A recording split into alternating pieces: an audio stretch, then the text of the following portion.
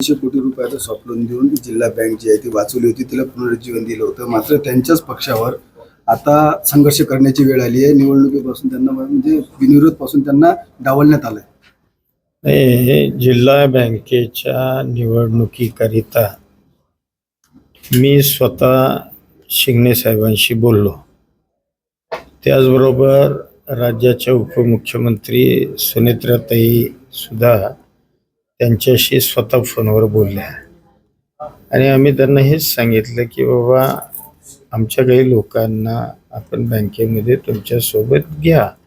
जर सगळ्या जिल्ह्यातले सर्व पक्षीय जर लोक आपण एकत्र करतोय तर आमच्याही लोकांना कुठेतरी जिल्ह्यामध्ये तुम्ही संधी देण्याचा प्रयत्न करा. परंतु दुर्दैवानं ते काही या जिल्ह्यामध्ये झालं नाही. त्यांनी आमचा एकही संचालक त्यांच्या पॅनलमध्ये घेतलेला नाही. या गोष्टीची निश्चितपणानं खंत आणि वाईट आम्हाला वाटते. कारण या बुलढाणा जिल्हा बँक, जी बँक अतिशय अडचणीत असणारी बँक, आणि या बँकेला वाचवण्याकरता स्वर्गीय अजितदादा पवारांनी जवळपास 300-350 कोटी रुपये या बँकेला वाचवण्याकरता निधी दिला. परंतु दुर्दैवानं दादांच्याच पक्षातल्या या जिल्ह्यामधल्या लोकांना या ठिकाणी डावलण्यात आलं. त्याच्यापेक्षा दुसरी शोकांतिका असू शकत नाही. वारंवार गेले होते. अजितदादांनी निधी देऊन शिंदे साहेबांवर एक प्रकारे उपकार केले होते. तेच उपकार आता परतफेड करता आली असती, मात्र ते विसरले असं वाटतं. आता दुसरं काय म्हणायचं.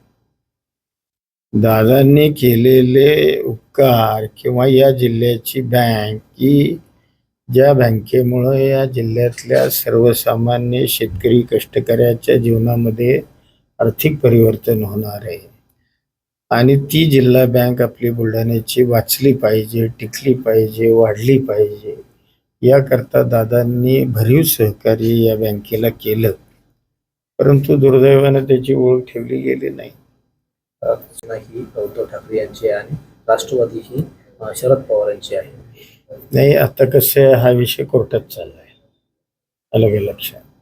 त्यामुळे या संदर्भामध्ये काही फार बोलणं उचित नाही. परंतु याच्या पूर्वीचे निकाल आपण सगळ्यांनी पाहिले आणि या निकालावरनं आपल्या सगळ्यांना स्पष्ट लक्षात येऊ शकतो